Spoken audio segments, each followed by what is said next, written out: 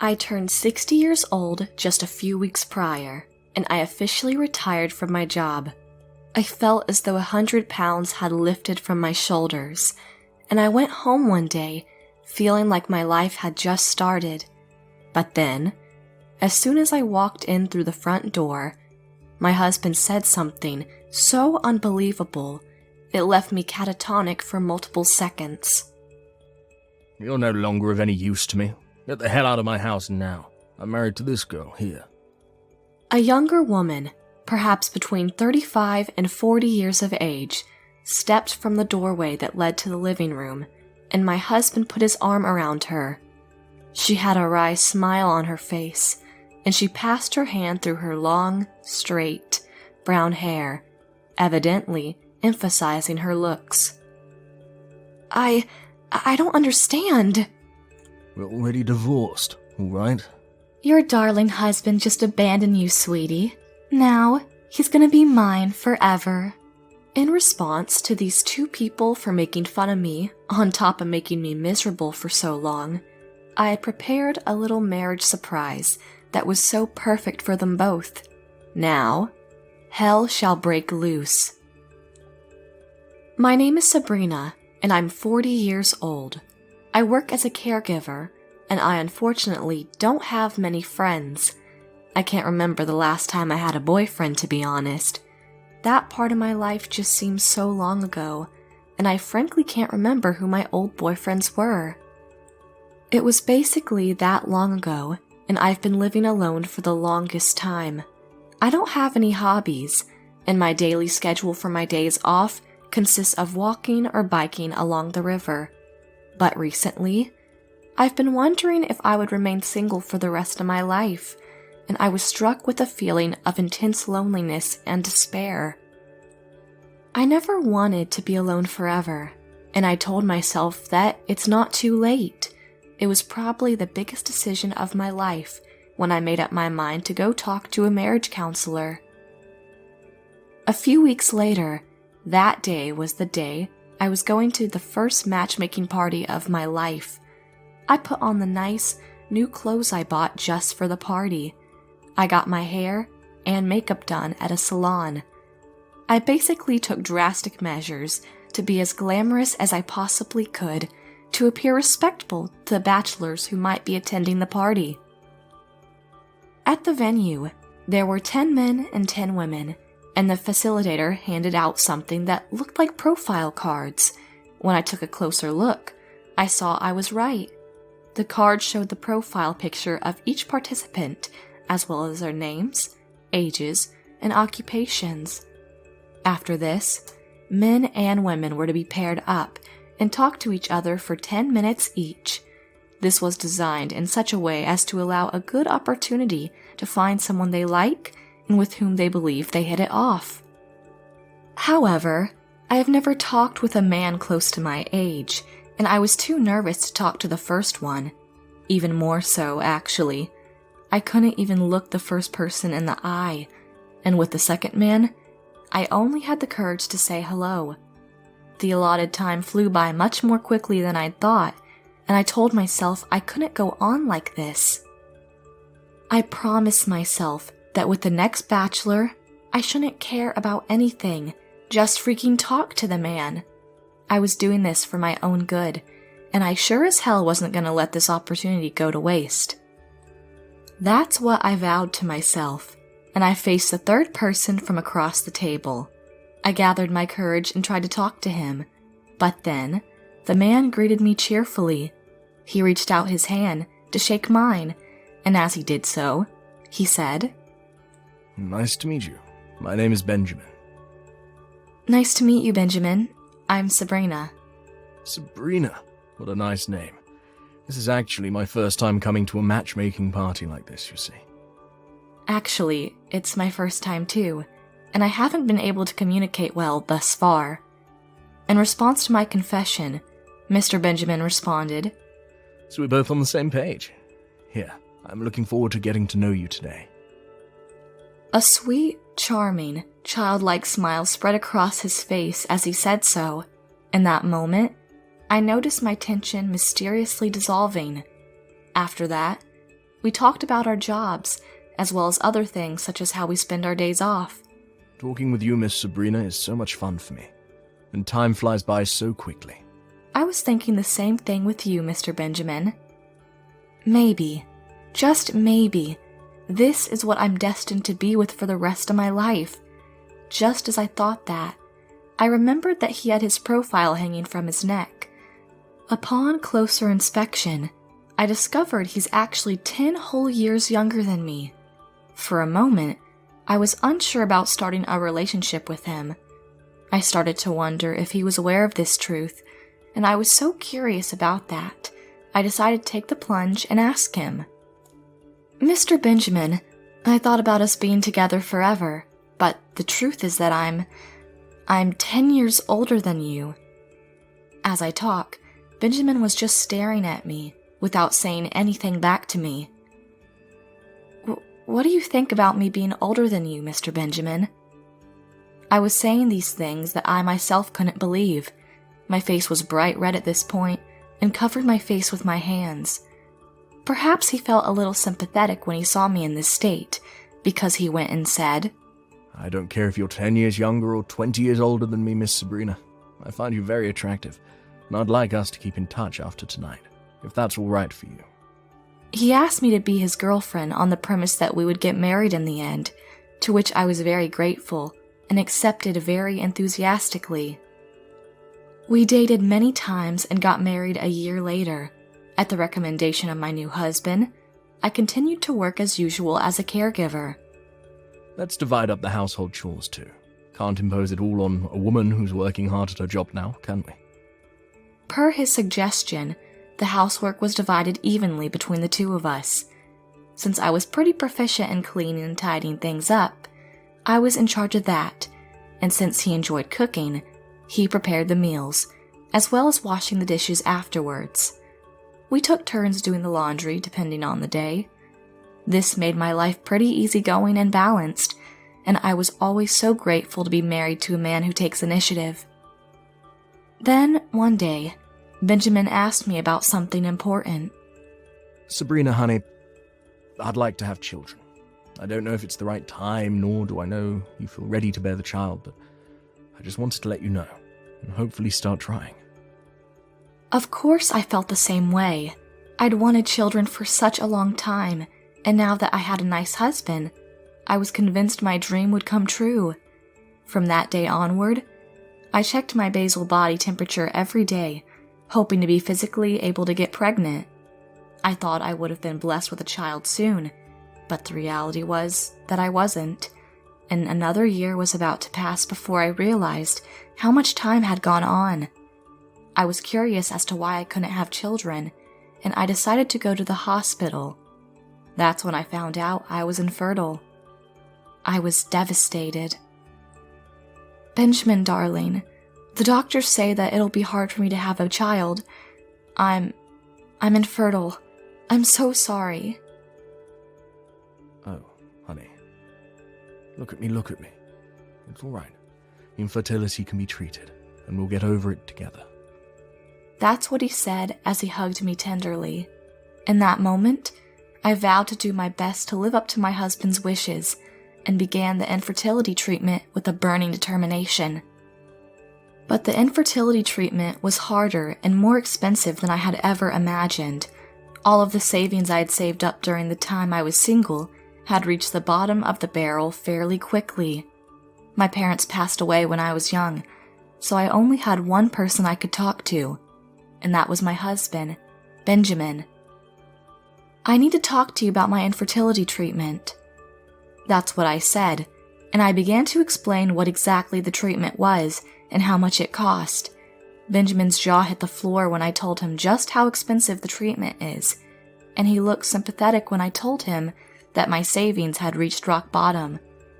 We both knew that if we didn't do something about it, I would not be able to continue the infertility treatment. I'll let you take care of the money, Sabrina, on one condition. I want you to leave all the housework to me.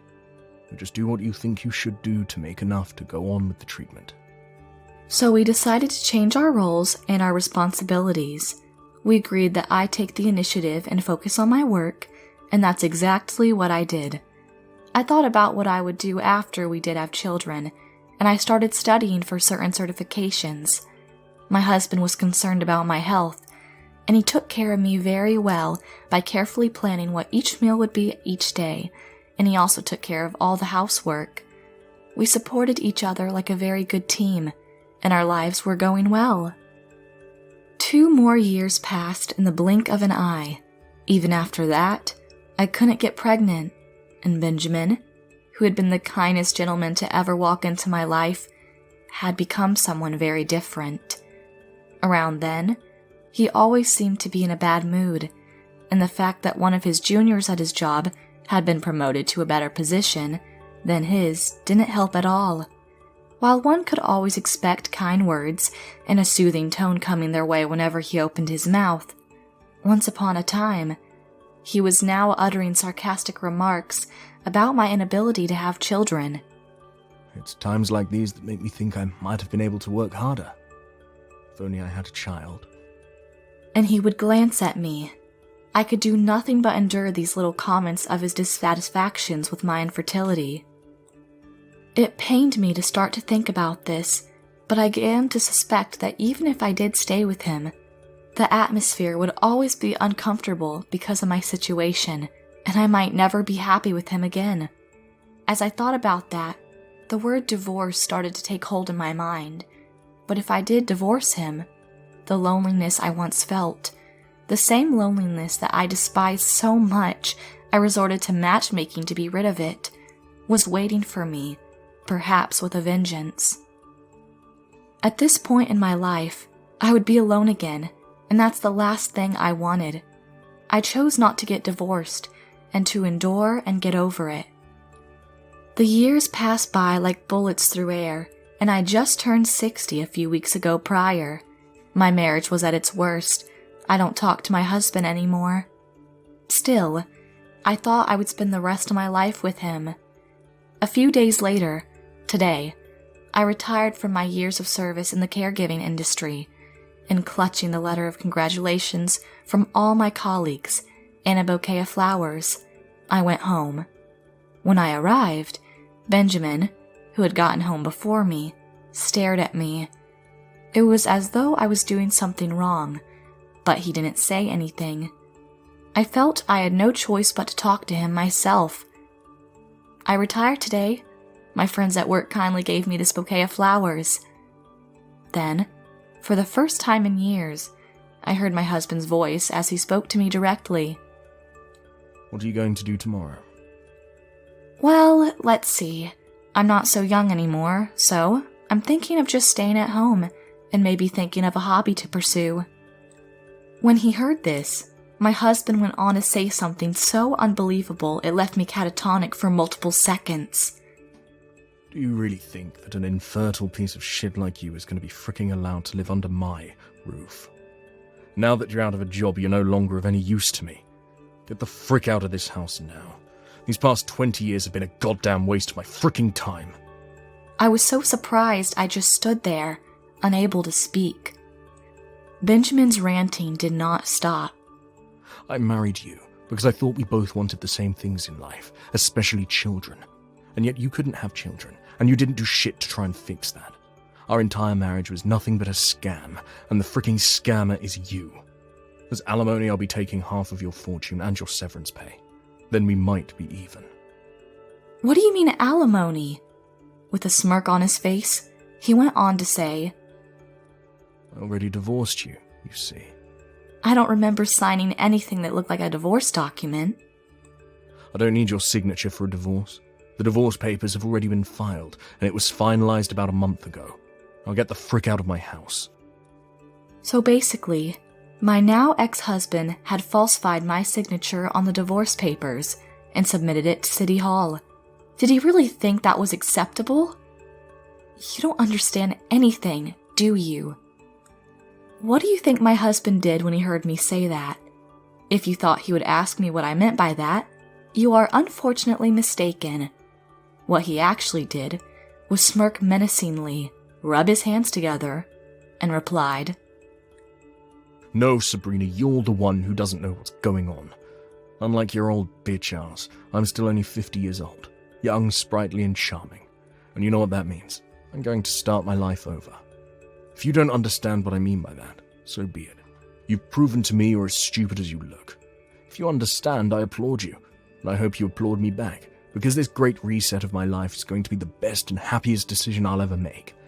Now don't make me say this again. Get the frick out of my house. You say you're still young, sprightly, and charming, but lest we forget, you're 50 years old, Benjamin. You're far from the young man you once were.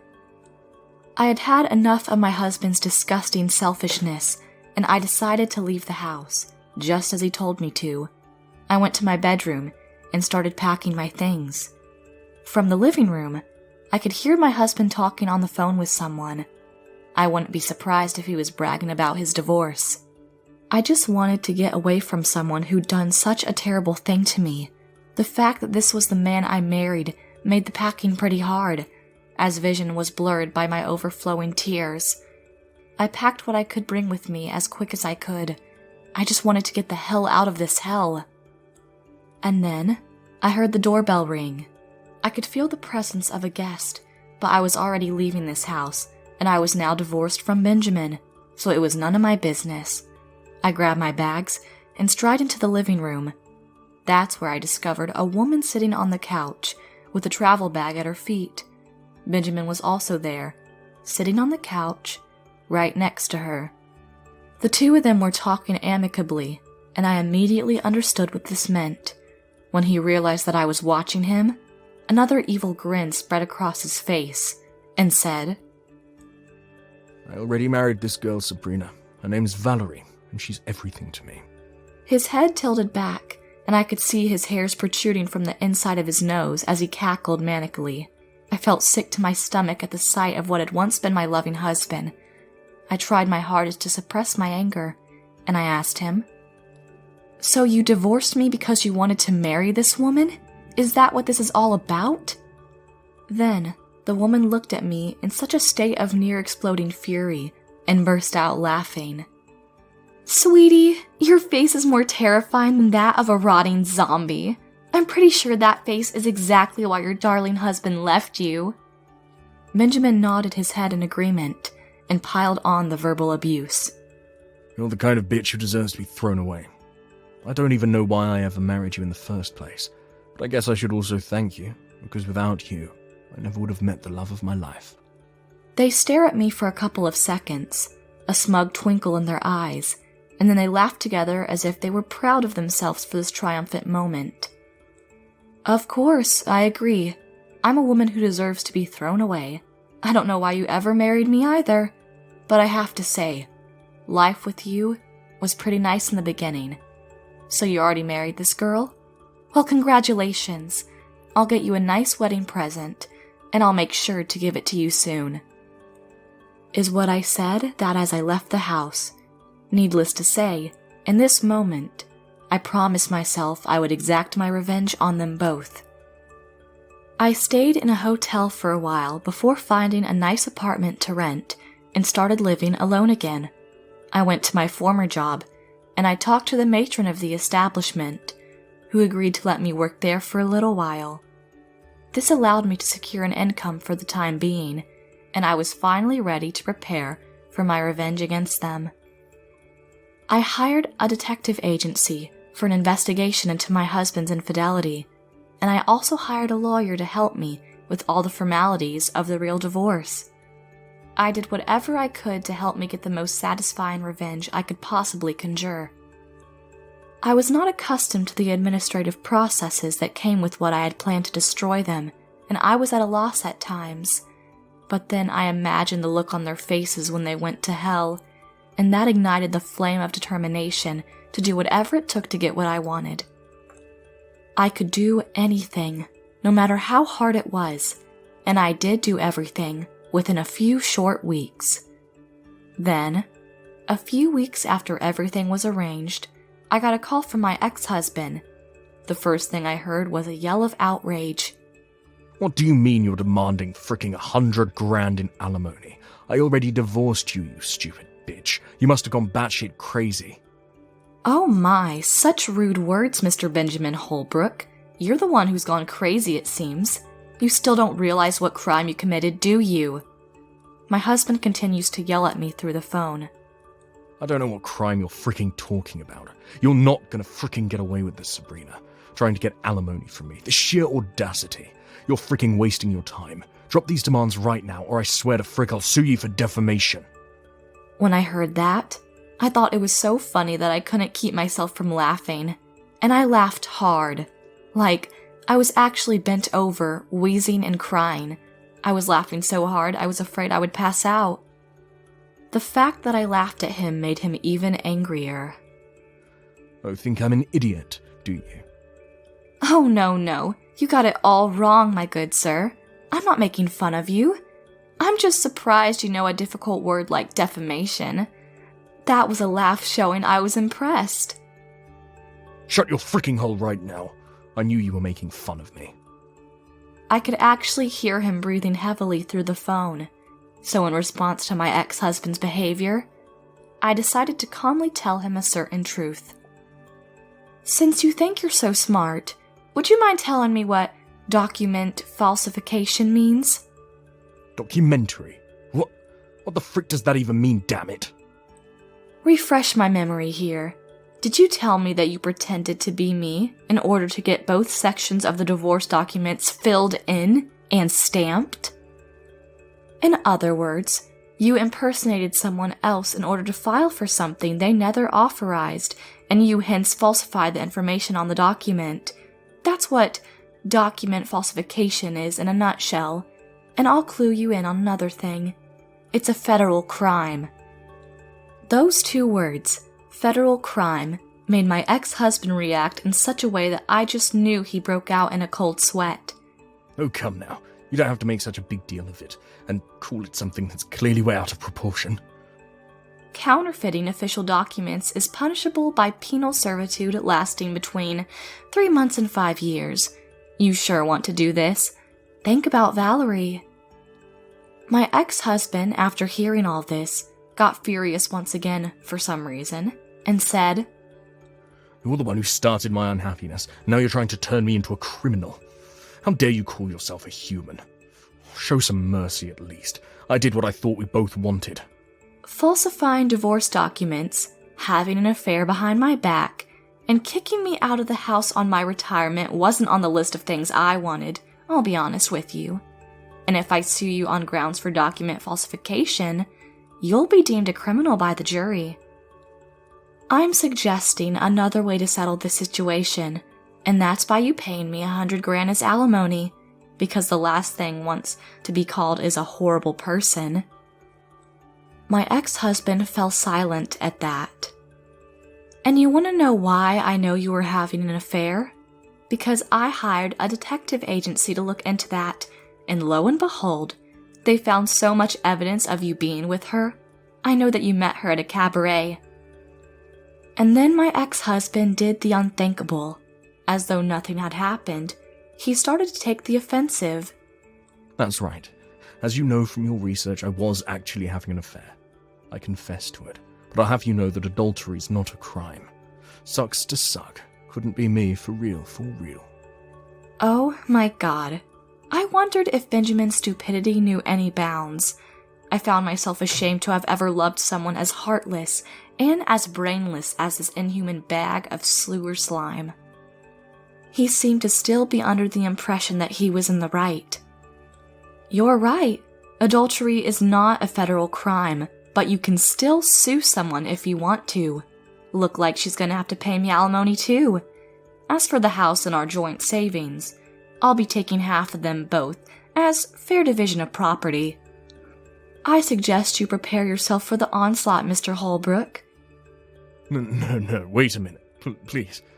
He was just about to say something, but I interrupted him by saying this as a parting shot. This is my wedding gift to you, as promised. You keep your end of the bargain and take it, okay? I spent so much time and money on getting you this gift. I hung up the phone immediately afterwards. I couldn't actually see the pain on their faces, which was admittedly disappointing, but I'm happy with the way things turned out. A few days later, the lawyer I'd hired told me that my ex-husband had agreed to pay alimony on his wife's behalf, as well as his own.